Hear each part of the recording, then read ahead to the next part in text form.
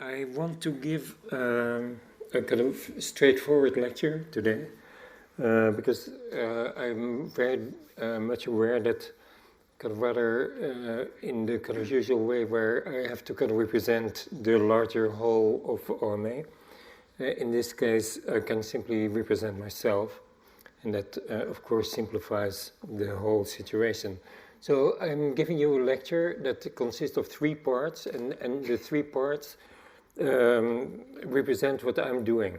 I'm making books, I'm doing buildings, and this is actually almost the first time that I'm using the word I. And I think of strategies and territories in which the office will in the future or could in the future perform and work. So I want to give you some of each of those categories. But also, of course, I want to talk a little bit about Progess, because that was a title invented by Rotor, and they really invented it at the very beginning when they were highly skeptical of the work we did, and it was kind of really a challenge. To what extent can an office that has our ambitions and our pretensions claim to work on progress? And so it was perhaps a challenge that we ultimately evaded in the show, but maybe I can do a small bit of recuperation. This lecture could actually be a very short lecture of 2 slides and 2 moments. This is a moment 1909. It is in the Grand Palais in Paris, and what you see is obviously a very public occasion, and it is an exposition dedicated to airplanes and to the locomotion that is possible in the air. Obviously, airplanes were just invented, and you see kind of on either side planes, and in the nave of the Grand Palais you see large airships that obviously also kind of suggest a parallel form of movement. For me, this is a kind of very beautiful image because it is incredibly eloquent about a moment that Progess was a generally shared public and collective ambition and sense, and so therefore it was, for me, it kind of represents a moment that maybe we haven't lost it, but I think it's very hard to find. Now, 100 years later, the same space is occupied by a single artist, Anish Kapur, with a work of art that curiously also has some kind of formal similarities to the airships, at least. And I am wondering whether the kind of public that we see here, whether it is the same kind of public, and I'm also wondering whether the public undergoes the same kind of emotion, or whether it is a much less optimistic emotion, and maybe this public is maybe in awe, but you can wonder whether awe is, after 100 years of progress, awe is kind of really the right emotion to feel. So with these 2 slides, I think we clearly document kind of how complex Progess has become at this moment, and how reluctant any one of us is to proclaim it. We all know that Progess was officially discounted as an option in '92 by Fukuyama with the end of history.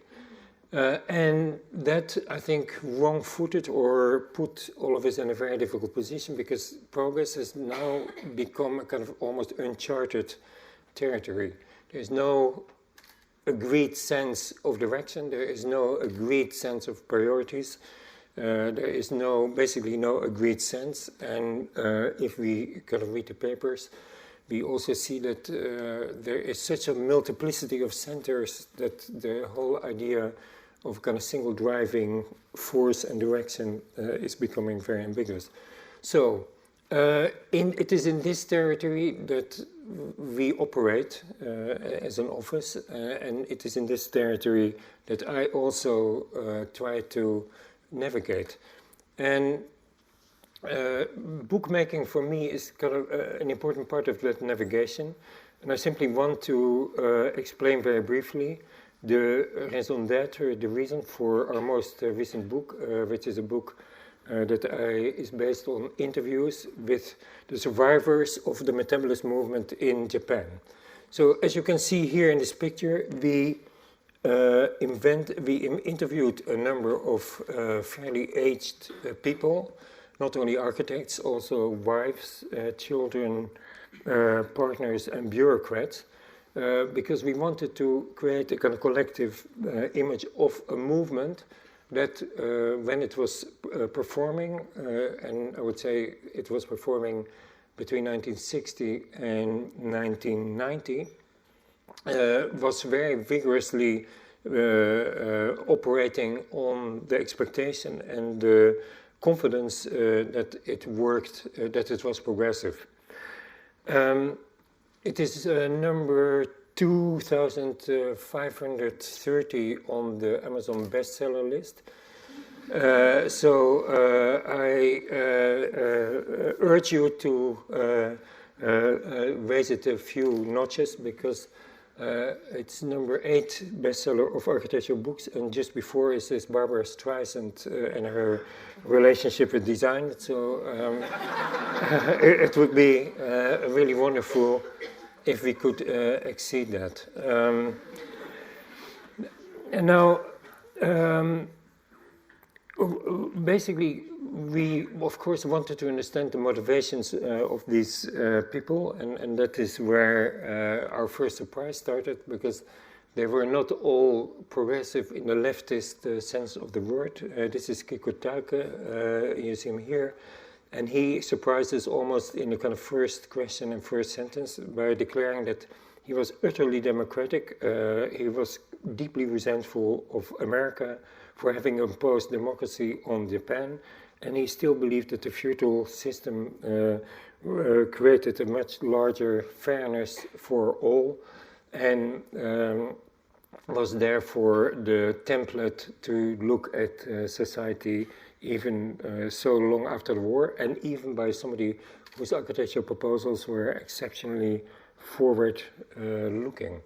So that was already a kind of small shock. We looked and inspected the kind of architecture, but we also looked at how media in the 60s and 70s were discovering these Japanese architects and giving them an incredibly kind of significant platform and increasing their aura. And I have to say, with a small bit of jealousy, that happened at the time without resentment and without caricature. We are now star architects. It is a kind of really horrible condition because it means that we get more attention but are taken less seriously. And metabolism in the 70s and 60s are a moment where that denigration that comes with celebrity was not yet operating. We also discovered and then became extremely interested to see that the metabolists were not a group of individual architects really, but were a movement that was orchestrated and to some extent invented by the state.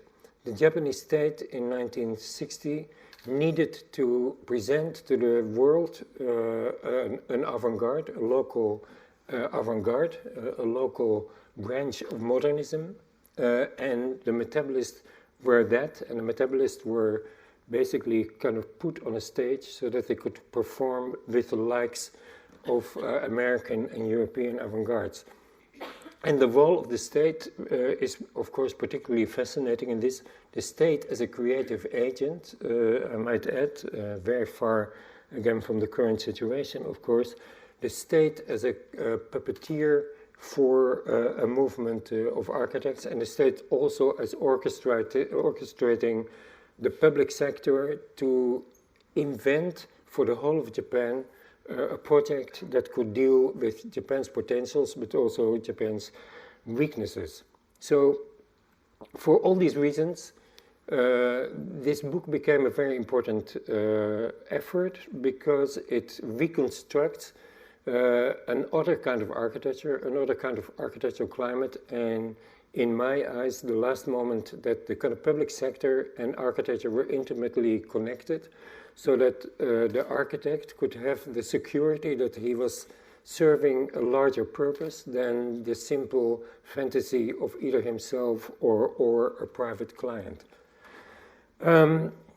What you also see in a kind of picture like this one, which is a kind of barbecue, that it was a group, almost a plasma of people that maintained over a 30-year period an incredible intimacy and intensity of relationships, which is also, of course, very far of the current architectural moment, where basically we compete with each other until the death, and that is a very, of course, gloomy social environment in which we move.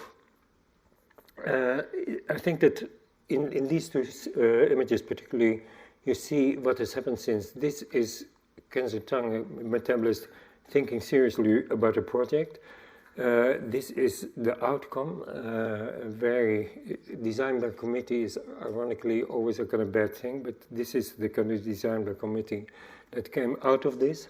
And now we are working in this configuration. And I think, without being negative or prejudiced, these are consultants, not architects. In a kind of recent attempt to understand what has happened to architecture, we looked at the number of times that architects had been on the cover of Time magazine. And then we kind of discovered a lot of times in the 20s, and a lot of times in the 30s, in the 40s, in the 50s, in the 60s. The last architect who was ever on the cover of Time is Philip Johnson in '79. Since then, in spite of star architecture, none of us have ever been on the cover of Time. So that, for me, is a kind of drastic confirmation of our de facto fall in status in spite of our increase in celebrity.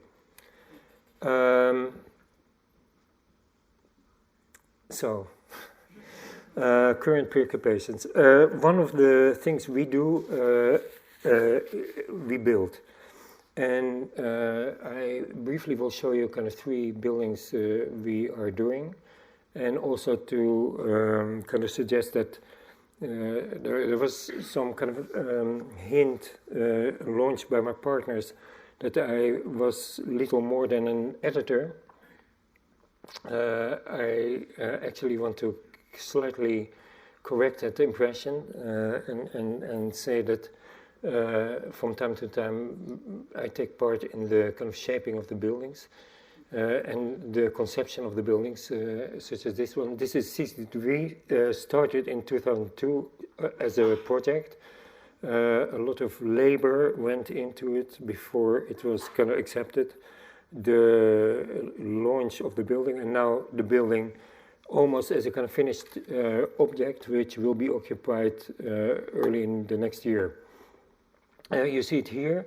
It is still surrounded, it was in this picture still surrounded by a big wall, but that wall is now being taken down, and so for the first time you can see and kind of sense how actually the relationship will be between the building and the city. It is surrounded by a park, but also on top of it, on top of the podium, there is a park. So this accessible is CCTV, and it also kind of really shows that the essence of CCTV is actually to be a skyscraper that doesn't only consume place, but also a skyscraper that creates in the busiest part of the city a place for where you can kind of exist independent of the building. The building from ground level and the inside of the building, which has a number of very kind of spectacular moments. defined by the structure by Cecil Beaumont and Arab. The structure, I think, is a very forceful statement of the kind of public dimension of the project. The structure is there. It kind of shows that not every part of the kind of building can be consumed. It is there to kind of really articulate a scale, in my view, almost a kind of Roman scale, as an articulation of the kind of public dimension, the building at night, and which is perhaps, in my view, the largest achievement of the building, that it creates in the heart of Beijing a city which is completely dedicated to stable interpretations and also stable and typically symmetrical buildings and stable identities. A building which, on the contrary, doesn't look the same from any angle and creates a vast panorama of different, radically different impressions. We're also finishing a building. In this case, it's Ellen van Loon is sitting there, and the team is sitting there. It is a wonderful opportunity because it's a building which is in a site which is so dense that nobody will ever see the whole building. It is a bank for Rothschild, so we interpret it as a kind of almost a palazzo from Florence, a bank palazzo with a solid core and on top of it a kind of vertical element. What is really the most significant part of the building, I think, is that the whole of the London city is incredibly congested. Through that congestion, some of its kind of qualities and properties are eliminated or erased, and a lot of its history is erased. Here we had the opportunity, by lifting almost the entire building, to reopen a kind of vista between this alleyway and a churchyard and a Wren church behind. And so therefore that became the key essence of the building. So this is in a very, very narrow street, and it opens up to a kind of porte cochere, and then there is a linear opening, a kind of park that incorporates the church. So here you see the kind of rendering, and since now we also have the kind of the real situation. It's and that, I think, is maybe a quality of our kind of recent buildings. That what we try to do is to instead of buildings that are at first sight particularly spectacular, we try to pull the spectacle to the inside, so that it is still there, but more discreet and perhaps less public. The roof. And I will show one more building that we just finished. It's a kind of building in Cornell. We had the difficult task to connect two buildings of the architecture faculty that were separate. There's a campus, kind of beautiful formal space, but here is a gorge and a kind of beautiful landscape. And here again we took counterintuitively the element par excellence that is incapable of dealing with context, but the box, but used it as a connector. So this alien body actually connects the two parts, and you see it here, the two buildings connected by this single plate.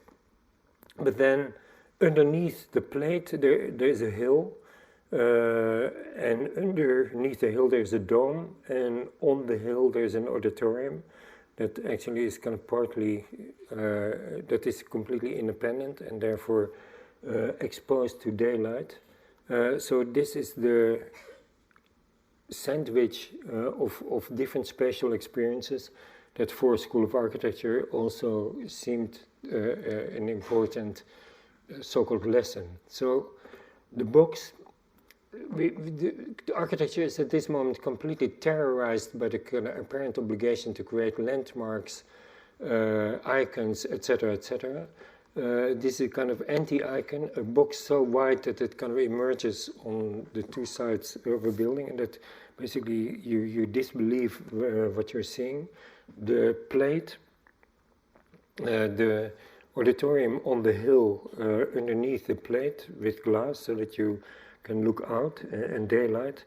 But there's also a curtain by Petra Blaise of Inside Outside, which has a drawing of Frederman de Vries about perspective. So again, a kind of didactic curtain that offers the columns that the cantilever has eliminated.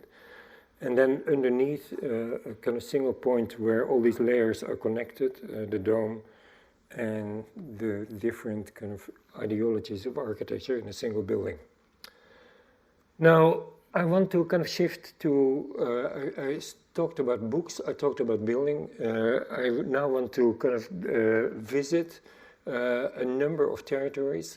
We call them current concerns in the exhibition. A number of strategic explorations that we are engaged in on different levels and in different formats, and that serve for us as the office to understand the current moment. I mean, that is the most important part. To document the current moment, to interpret the current moment, but also to find in the current moment kind of future fields of involvement and future territories of activity. And so I put them in a kind of order that suggests how they're kind of interrelated. Education has always been an important part, and currently we are involved in running a school in Moscow called Strelka. We started last year and we are continuing this year. This is Michael Schintelm, one of the teachers, and what we were able to write the curriculum for the entire school. And so the curriculum consists of a number of territories that are interrelated. Preservation is one, thinning, I will explain what thinning is later, public space, energy and country design. And so each of the subjects has both a foreign and a kind of Russian teacher. It's also about creating bonds and kind of laminating different cultures. And each then kind of presents, at the end of 1 year, presents the kind of results.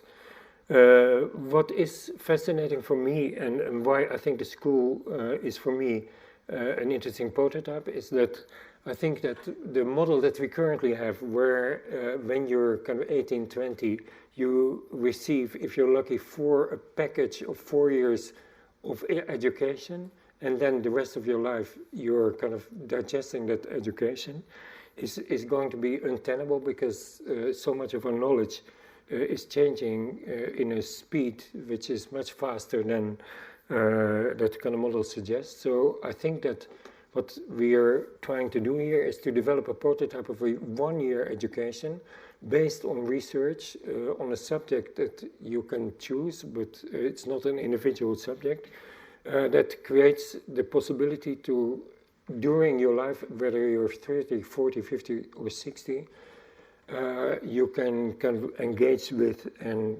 emerge from. And I have a profound conviction that that in itself could be a very interesting prototype dealing with a lot of the current kind of redundancies. For each subject, we have two curves, and we see them as being kind of described by two contradictory movements. Preservation is one of them. We are currently witnessing an incredible escalation of nostalgia, but also witnessing an incredible decay of memory.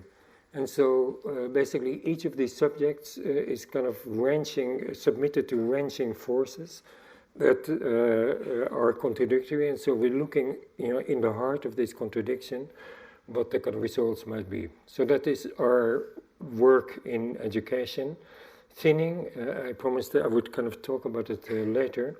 Thinning is basically a situation where the area covered with a particular phenomenon or civilization increases, but the intensity of use decreases.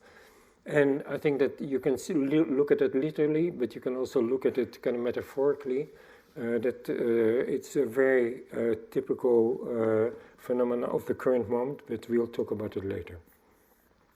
The second, more or less kind of permanent involvement and work is Europe. And we have been deeply involved in Europe for the last 10 years, apart from the fact that, of course, being a European office, blah, blah, blah. But deliberately engaged with Europe, knowing extremely well from the very beginning that it is an uphill battle to try to shape or to try to deal with this shapeless condition and this very this very unclear political configuration which is Europe right now, ambiguous configuration. Or maybe our most successful moment was when we developed a new logo for Europe, and when kind of a section of the European community actually kind of adopted it. So this was our deepest penetration of the political field, the design for a lectern from which Bush talked to the Austrians.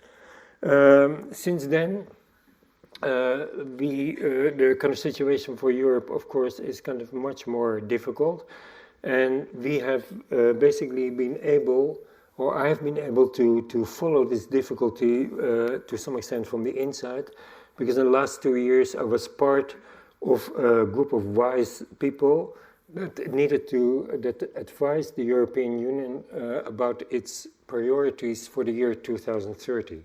Basically, our report sank without a trace, but I can still convey some of the kind of things we were trying to do. For me, it is very clear that this is the situation of Europe today. It's almost like a Greek construction. You start with the kind of lower part. You leave the reinforcements for the moment that you actually have more money to complete the building. So it's a structurally incomplete construction. Europe, exactly like this, is completely flawed building, because it was intended to be let's say 2 floors, but they only built the lower floor, and the rest is barely hinted at by the reinforcement. So that is why we live in a kind of very desperate situation, because we simply do not have the architecture to deal with the current moment. And it is also very clear that either that architecture will now be invented, or Europe will assume a totally different identity. We were there as, and since one of my fundamental criticisms of Europe is its constant preoccupation with itself, its almost narcissistic kind of relationship with its own problematic, its endless fetishization of complexity. I put myself in a position of, I'm not a European, but I'm looking at Europe from the outside, and I tell the Europeans how the outsiders look at it.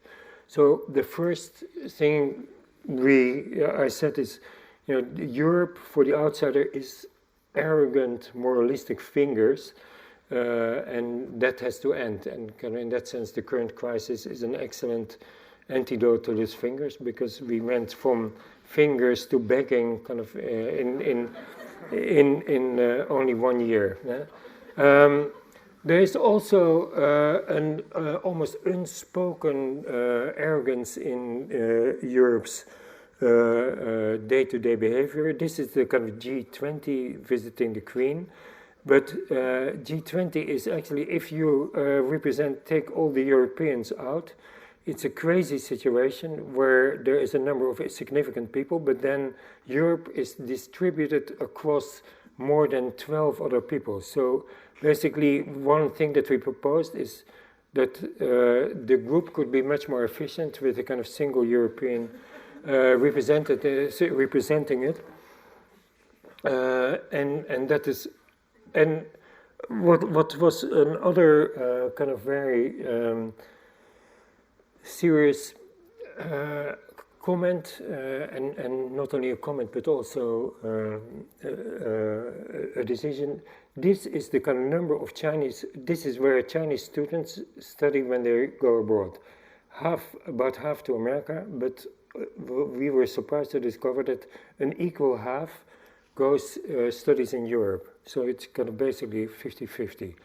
Now, if you look at where European students study, you see a kind of shameful lack of curiosity. They go mostly to America, then to Australia of all countries, and then there is a kind of minuscule quantity that goes to China. I think that there is no greater indictment of the European mentality than this diagram. Kind of really, this fundamental lack of curiosity, this fundamental lack of interest, of curiosity, of engagement, I find it kind of really shockingly nauseating. And of course, we will pay the price for it, or are maybe also kind of paying the price right now. So this is one thing that we made one of our kind of platforms that needed to be corrected, if necessary, by forced repatriation of European students to China. But perhaps our biggest effort in this thing was kind of something that went very much against the grain.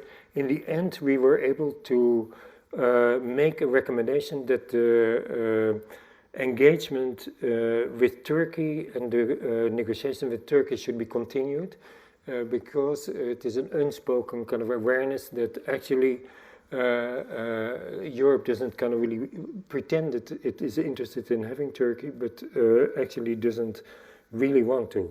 But anyway, we were able to argue until we saw blue in the face, and now Turkey is at least formally kind of still an engagement, and I think we were instrumental in making that happen. Preservation. I could tell a simple story that explains why I'm interested in preservation. This is a kind of store in Damascus, and this is also a store in Damascus. And ironically, this is a store that is preserved, and this is a store that has a kind of unclear status, and maybe the best name is kind of reality. So my main motivation is to kind of maintain reality and to and authenticity, and to get rid of this, or to go to war for this kind of preservation, which is actually a very radical form of transformation. And that is the background of our interest in preservation. As part of the background, we looked at the world and looked at parts of the world that were under some kind of regime of protection or preservation, both in terms of nature or in terms of culture. And we discovered to our own kind of surprise that at this moment 12% of the world, of the entire surface, including the seas, is undergoing some kind of, is under a regime of preservation, and therefore cannot change. And so we found this a kind of very shocking but also important discovery, because what it means is that inside the incredible radical change that we're all undergoing, there's an equal movement of stasis that kind of resists change, and kind of suddenly these two forces, are the preservation force or the stasis force, is at this moment, if anything, accelerating every moment. So kind of rather than everything changing, we are facing a kind of new situation which has not at all been kind of theorized or even understood. And that is where we think we can make a contribution, partly by signaling it. There's another kind of significant kind of change or imminent change about preservation, which is that in 1800 there was a huge interval between the present and what was preserved, 2,000 years, let's say. And what we see is that kind of over time, this kind of interval is kind of being reduced. Kind of in the 80s, it was still 30 years, but we are now facing a moment that the moment of preservation is almost decided at the moment of completion. And it actually is true because it gets quicker and quicker. And so what that probably means is that kind of eventually preservation is not something retrospective, but something prospective.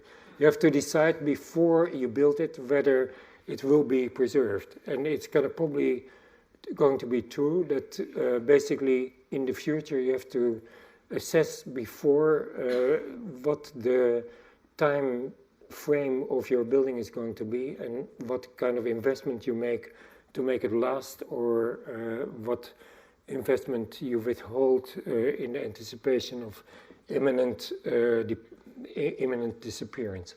So again, what is interesting is that we think we know what preservation is, but we actually don't know, because it's at the tipping point of becoming something else.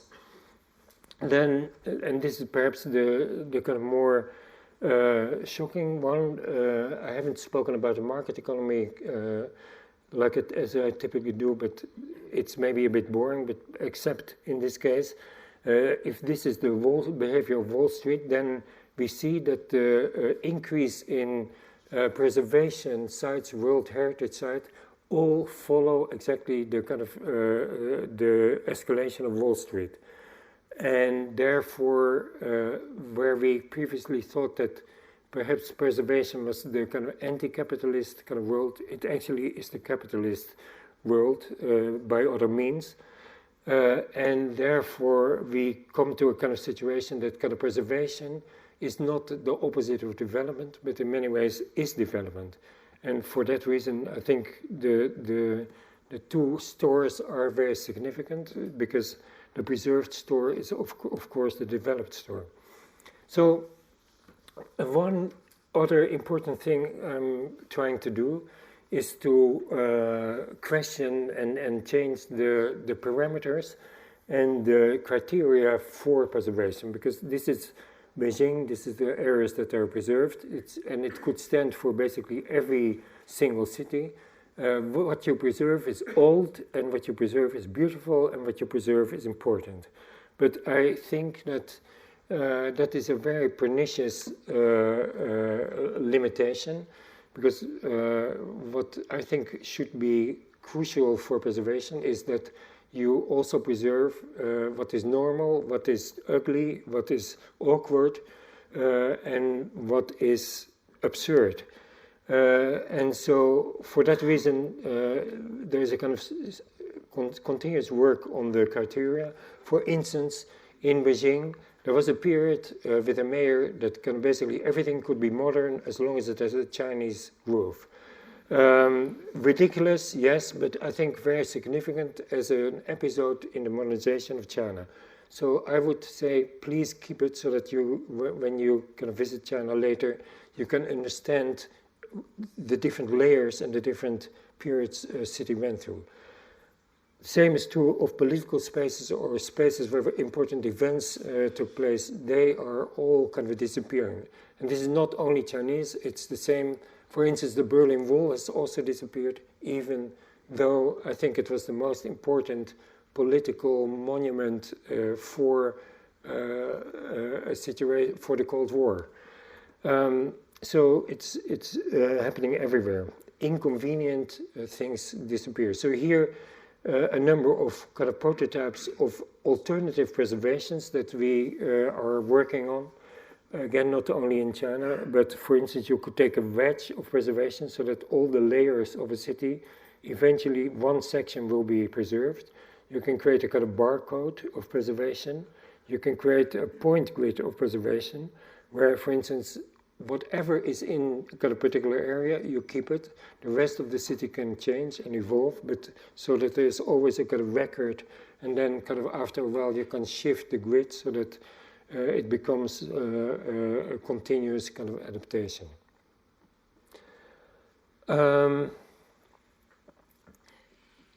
The art world, maybe I skip it. I'm meeting Nick Sirota in the Tate in December, so I think I will.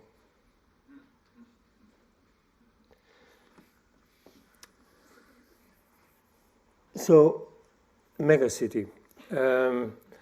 Our office is called Office for Metropolitan Architecture, and that remains a program to some extent, even though the terminology metropolis is already now kind of surpassed by megacity. We all know this graph. This is the population of the countryside. This is the population of the city. And basically we are now on this kind of famous 50-50 point. And it is interesting to see that all our attention is going to this curve, yeah, because it means that we have to build so much cities, so much, and the whole world is kind of urbanizing. As an example, in China, I think there's kind of an unbelievable amount of city to be built. We've calculated that until 2030, the Chinese will build 12 times the total quantity of all the major European cities. And that really represents a kind of very tragic situation, I would say, because our concept of the city has not progressed in any way in the last 100 years. This is Le Corbusier in, I think, 1920-something. And this is Siemens kind of 100 years later. And so in terms of our ideas about the city, I would say that kind of stagnation has been the key. There's no new repertoire, no new conception, no new kind of imagination about the city. So unfortunately for China, it means that they have to create all this substance, but they do it with a kind of repertoire that is really debased and really old, and therefore they are forced to create incredible repetition and incredible similarity. And in a way, and of course we can criticize them, but there is simply nothing else around. The business world is becoming kind of alert to this, and so they are kind of now starting to also offer cities kind of ready-made packages. And so this is one thing that we want to maybe engage with in business, that we create a kind of starter pack metropolis, almost based on the kind of Roman system of a kind of single identity that would be able to be adjusted in any local situation. And perhaps a project we did in Dubai could be kind of prototype. It was called Waterfront City. It was kind of course, totally ridiculed, but what our intentions was to create in the very chaotic situation of Dubai actually a center that had all the traditional elements of a metropolis, i.e. Infrastructure, density, connections, and could really act as a kind of prototype or a platform of all the traditional metropolitan qualities.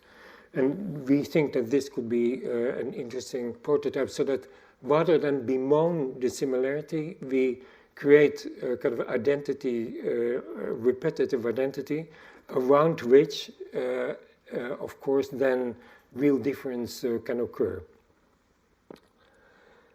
Now I want to kind of talk about the last part of the lecture, thinning. Thinning, as I said, it's got about the tension between the area covered that increases and the intensity of use that decreases. I'm arguing that thinning is a very, very common process. You can maybe also call it entropy, but it's a new kind of entropy, which is common in all countries, but also in almost all conditions. For instance, here we looked at Dubai, and this is a new part of Dubai, and we looked for signs of inhabitation. We couldn't find them, and so then we switched to looking for signs of irregularity, and we found some kind of signs of irregularity, And so they then became our hypothesis that irregularity equals inhabitation sometimes. But what this kind of really shows is that you have the kind of full presence of density in physical terms, but it is a density which is kind of not consummated and which is kind of only intermittently there.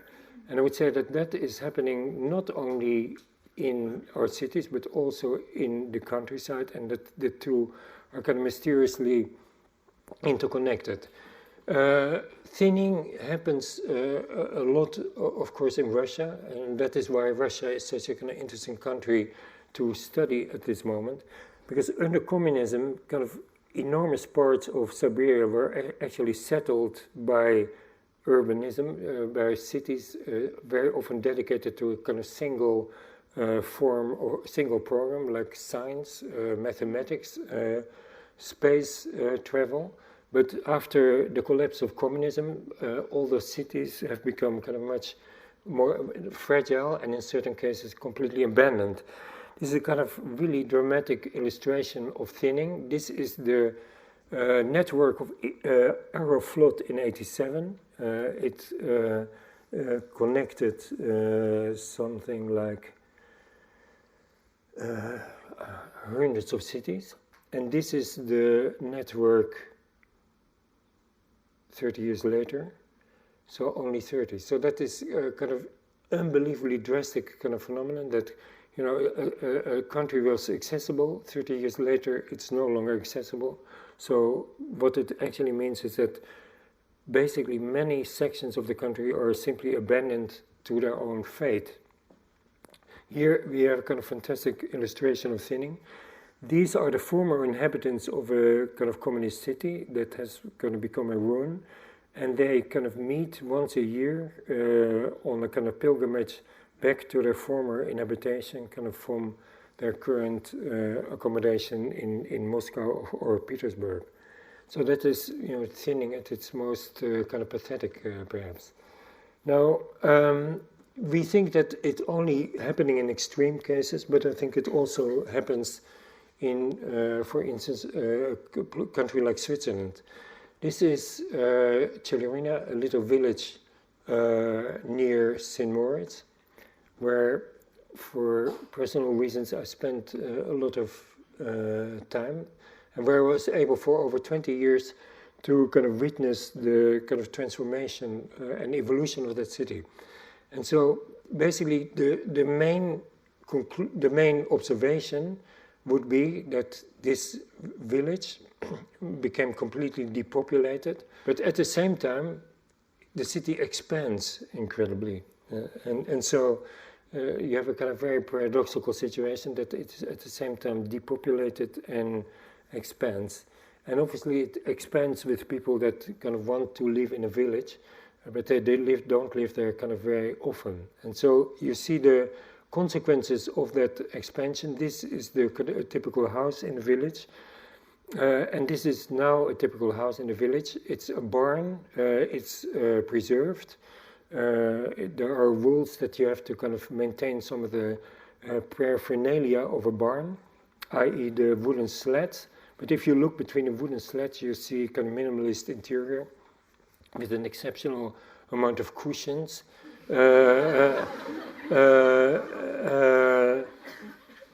And therefore, I would say that this is just like Dubai, a kind of situation of hollowness that we need to understand. And so basically this hollowness is now invaded by, you know, people like us.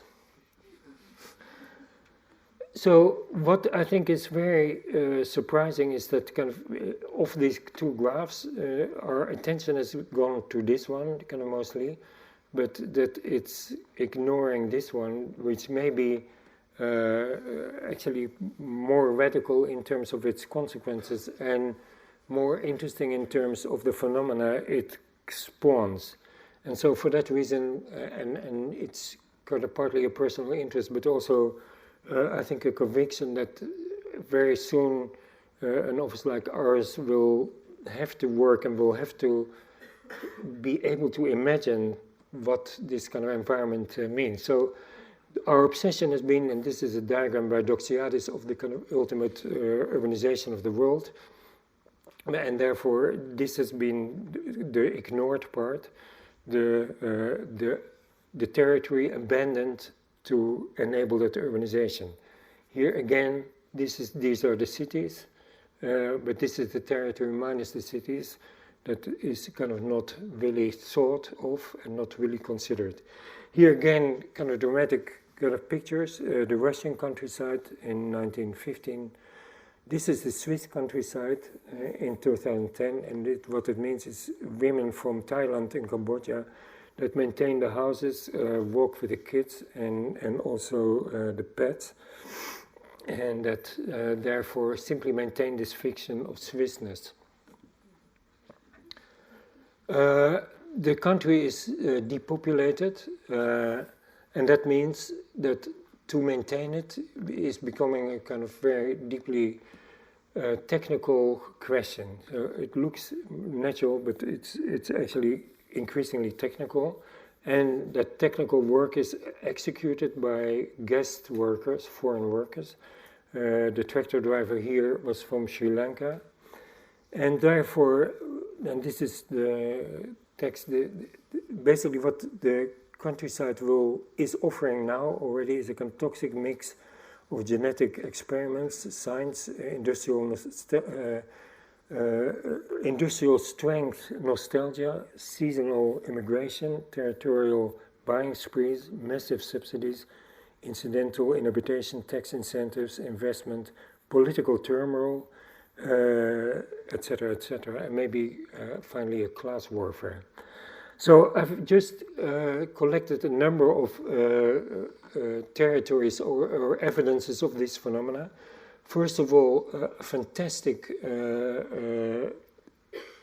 bloatedness of agricultural machinery, kind of really taking the most incredible shape, but also becoming very daunting technical apparatus. This is a tractor, seemingly a familiar thing, but it is now kind of highly computerized. And basically, this is a kind of chart. This is a chart of a given territory. This is the chart of the yield of that given territory. And so there, basically, the tractor is automatically compensating for these irregularities in the yield. So basically, the tractor is now a machine that will correct those kind of mistakes. So that kind of highly technical work is taking place in the... There's another thing, of course, that the countryside has now fallen victim to the kind of same market economy hysteria as the rest of the world, with commodities like corn, oil, and others. Here, basically, this is the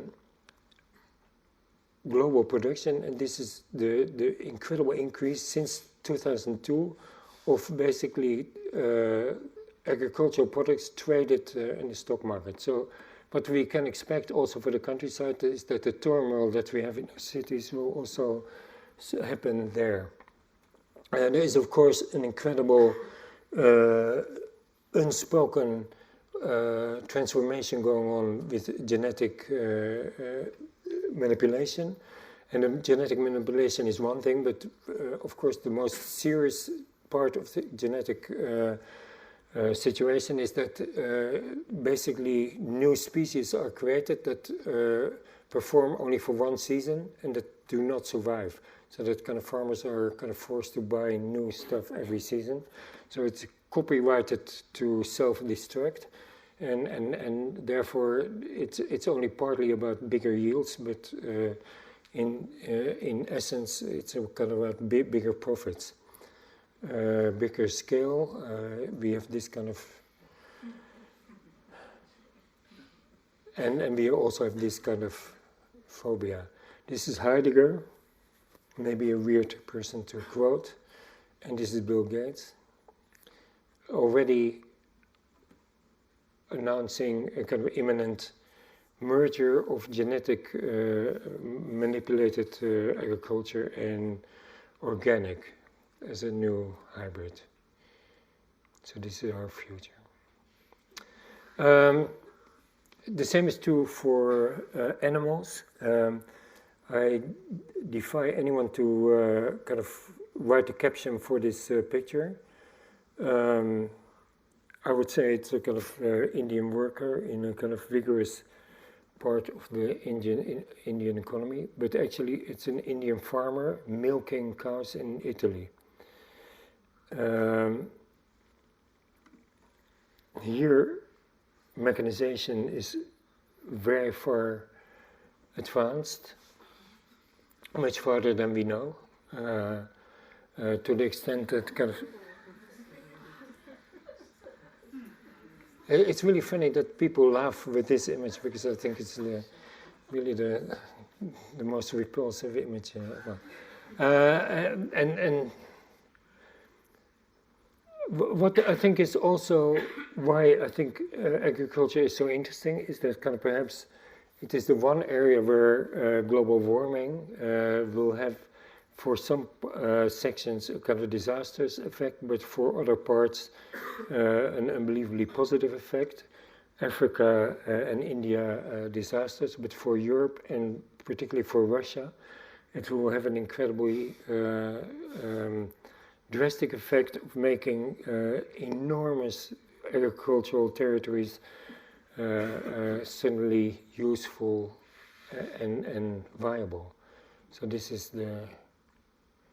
So basically what I think I'm saying is that through the countryside will be the most active, the most intense transformation kind of that we are facing, not in our cities, but kind of simply outside our cities, in a territory that none of us at this moment can really look at and are deeply aware of.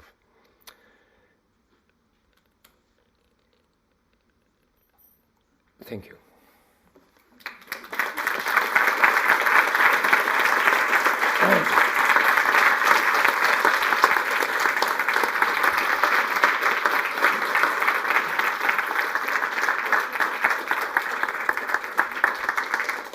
If there are questions, I'm interested in answering them.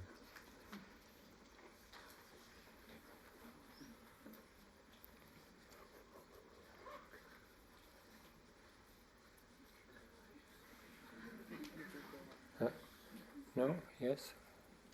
You mentioned how you'd lobbied so that Turkey can be considered for membership of the Euro, or well, not the Euro, of Europe. Yeah. Do you think that Turkey still wants to become part of Europe?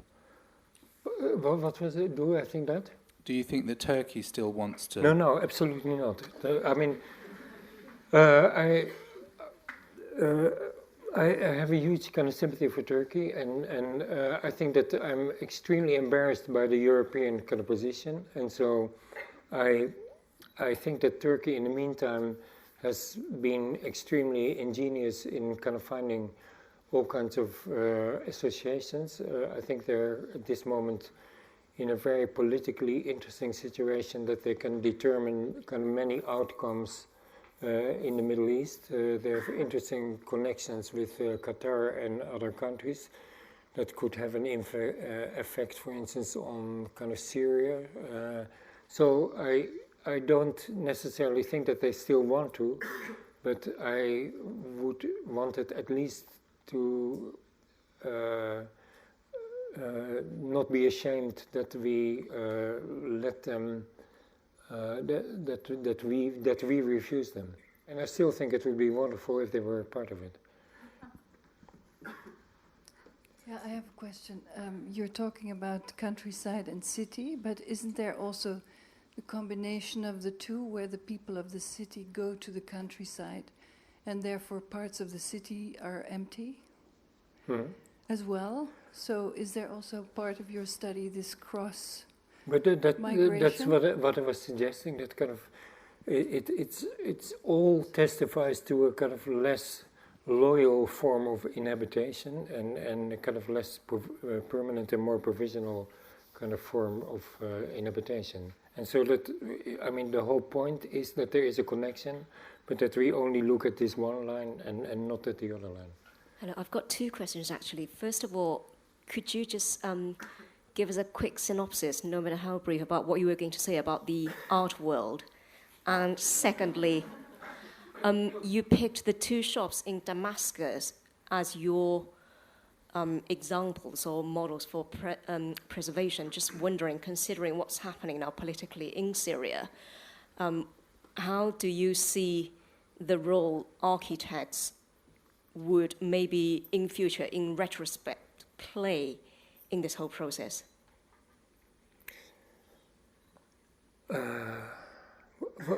Can you repeat the first question, please? Yeah, just could you say something about...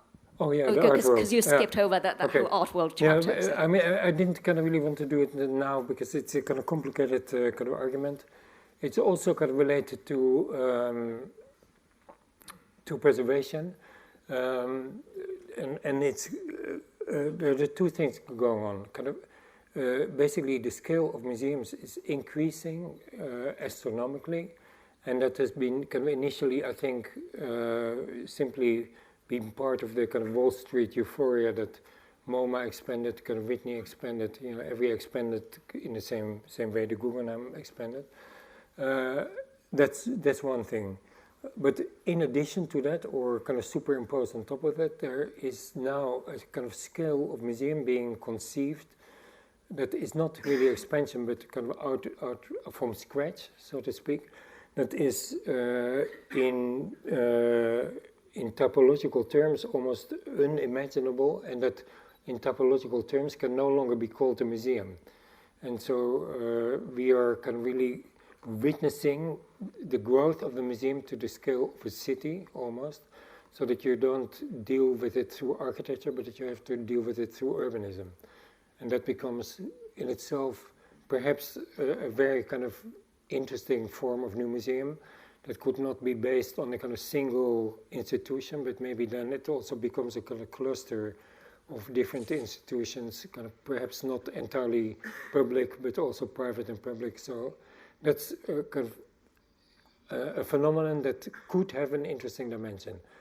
There's another one, and that is the kind of Grand Palais story that I began the lecture with, where more and more industrial space, former industrial space, is converted to art space, and that therefore, and the Tate is only the beginning. I have a kind of documentation of kind of at least 7 other kind of museums that are either there or in making that are even bigger than the Tate, and that therefore need larger and larger art.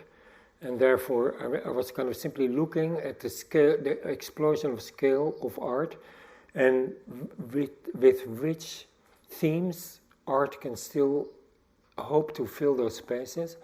And my theory so far is that only apocalyptic art is capable of creating kind of enough strength to be adequate to those enormous reverberation chambers. And so that's why it's a kind of really complex argument, and that's why I'm keeping it for my next presentation. In Syria, your question is what role can our architects play in those situations? I would say that kind of turmoil would have a tendency to stop that kind of developer's transformation in its tracks. But is that what you mean too? Yes and no. Well, in the sense that it's an interesting dichotomy, isn't it? Because, like you said, the developers are stopping what they're doing, so they're no longer destroying what was there. But on the other hand, it may well be destroyed by warfare or whatever that may break out. Yeah, but I don't think an architect can have any say in that, except that I have a feeling, but it's nothing more than a feeling, that there is a kind of pretty strong awareness in Syria of the kind of value of Syria. And I think that in that sense, I would say also it's kind of very drastically different from Libya. That was kind of really, in my view, a completely erratic state. I feel that Syria is kind of still a very authentic civilization. Yeah, I have a question.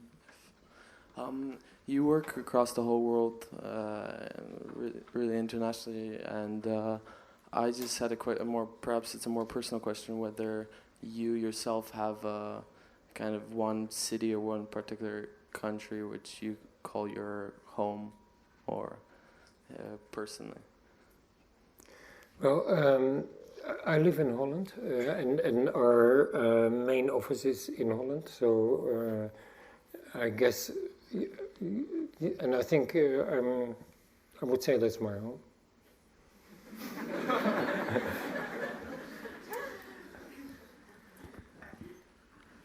But maybe your question is actually slightly different.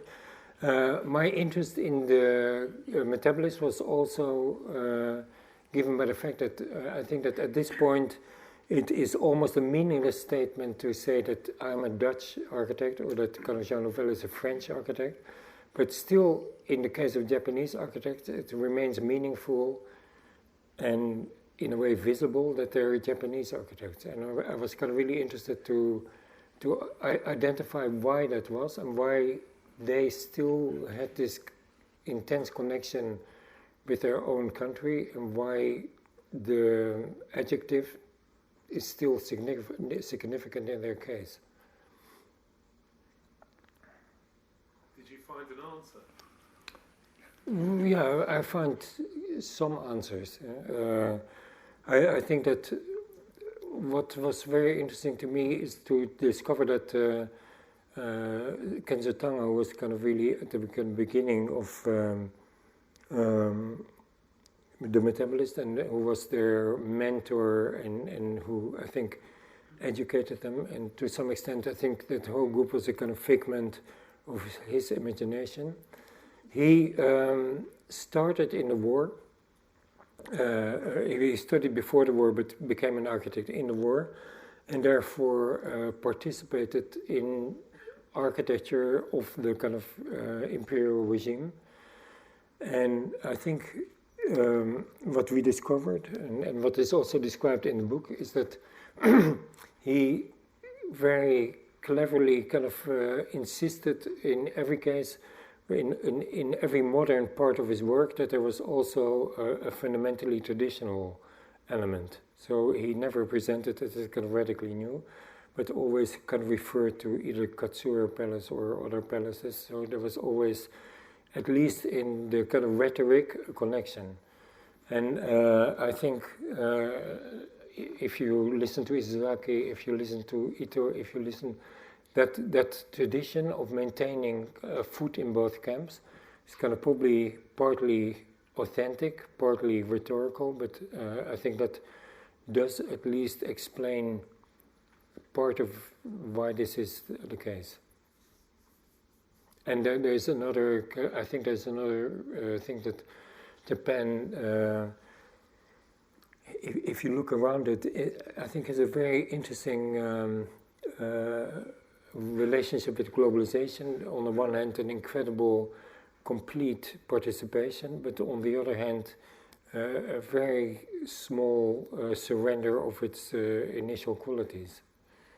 I mean, we are all kind of much more sloppy in terms of what we give up and what we abandon. I mean, they're kind of much more strict, I think. Yeah. Much of your work is so different, so radical in its direction, its starting point, that it has to be seen as a critique of other architects and the profession as a whole. And I wondered how comfortable you feel inside the architectural community. Well, I think that architecture and community are no longer. That's an oxymoron, unfortunately.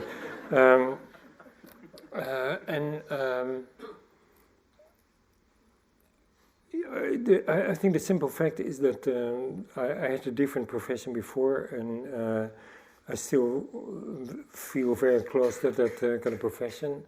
And also, I think that since SMLXL enabled us to kind of really step outside the architecture profession and kind of engage a much wider, let's say, intellectual world, and that is what we've been kind of doing since, kind of really aggressively. And I mean, this show is about us and about our partners, etc. But there are enormous amount of invisible partners, not only like Hans Orbis, but also like Chris Derkon, who kind of in the regular moments are present in the office to criticize. There's kind of people like Irma Boom, the bookmaker.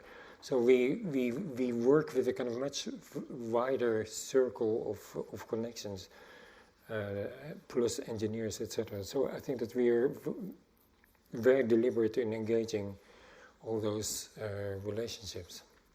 You are, but do you not feel disappointed by the profession as a whole? I'm not more than I'm disappointed by myself. No, seriously. I mean, I don't feel. I'm not in a kind of position to judge. I see it's kind of incredibly difficult profession. The conditions are not kind of very favorable. We have the kind of luxury that we can engage all these other things, that we have the interest, but also the facility. That we live in a very cheap country, so that we don't have to pay enormous rents. So I don't really judge it in those terms, like I'm disappointed by the profession. I have one question. You know, it's March 11th still a fresh memory in the worldwide. So do you have any idea for the rehabilitation in the Tohoku area in Japan? Or what do you think, what do they need to approach for the rehabilitations? Well, we are working with kind of Ito and Sejima on some kind of very simple things. And that is kind of also part of an interest in kind of prefabrication that we had anyway. So we are basically participating, but in a very modest scale. And I don't really have a kind of grand concept of what Japan should do. But of course, working on the metabolist book was actually very disconcerting, because we started it so long before, and then discovered that kind of actually what happened in Japan, that they were working on architecture to avoid earthquakes, that they were anticipating tsunamis, that basically everything that happened was to some extent anticipated by the metabolist. And a lot of their work was actually addressing the issues that happened later. So maybe that is our contribution to the whole thing, that we kind of refresh Japan's memories about its own sophistication and awareness of its own problems. You were recurrently talking about what you call, you spoke of hollowing. This seems to be a recurrent aspect of what you were saying, a kind of thinning out of experience and of a loss of intimacy in various different contexts and in urban life generally. So it's reflected in what you said about art and in the Kapur example you showed. And part of your work as an architect and in your partnership, your group, is that you work on projects, some of which are, of course, involved in that very spectacularization that you referred to. You have made a couple of hints about the ways in which you might address that. I wondered if you'd say more, and I wondered to what extent in your discussions, in your plans, when you have, let's say, a project for a gigantic building like the one that's on the screen, you talk from the beginning, the kinds of preoccupations or concerns you voice actually enter into your discussions and your plans?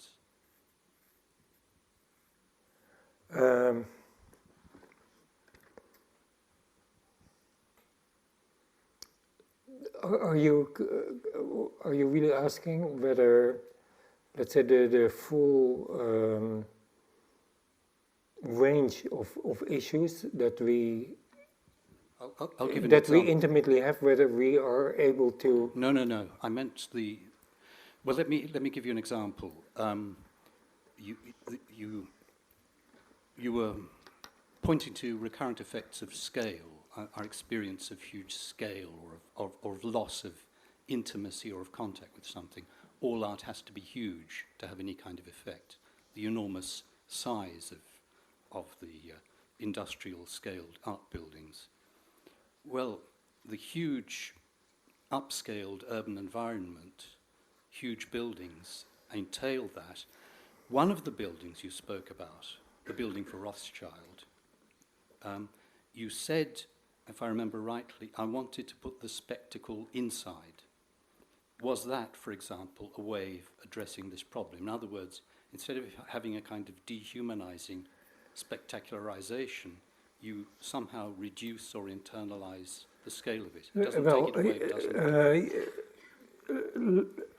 it? Because it was also kind of part, in let's say in recent lectures, I've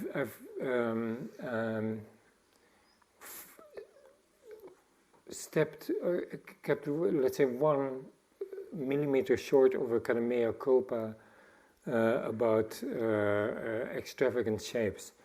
When I'm kind of, and so therefore, kind of some of the lectures went, okay, there was a period of this, but now we are kind of more sober. But I actually think that was in a way too easy and too kind of popular. I profoundly believe, for instance, that kind of CCTV is not an extravagant building. And I also believe that, and this is why, kind of, for instance, this is a kind of favorite picture, because one thing that you see undeniably in this picture is that, in spite of its large size, it does relate to even the kind of most fragile kind of part of Beijing's context, and so therefore, I don't think it's a kind of alien kind of body. It's a building that actually has a kind of, and you probably need to see it in reality, a kind of surprising ability to connect to everything in its environment. So, kind of rather than be crazy apologetic about what we once did, I would kind of simply say that perhaps in the current moment we are more introverted, slightly more introverted, but that may be also because, for instance, a bank is the ultimate in discreetness and would never condone any kind of extremism in its form. So it's also kind of partly the things we address. The mega center is a kind of similar thing. It's I would say largely driven by the environment, the clients, and of course to some extent to the moments in time. But I've been kind of incredibly irritated by the alacrity with which so-called iconic architecture was kind of abandoned with the economic crisis, as if it was a kind of a bunch of idiots doing idiotic things. Because I think that actually Bilbao is a kind of very serious work, and is a kind of course, very radical work, but also very profound work. So don't expect mea culpa. But do expect constant adjustment. Yeah.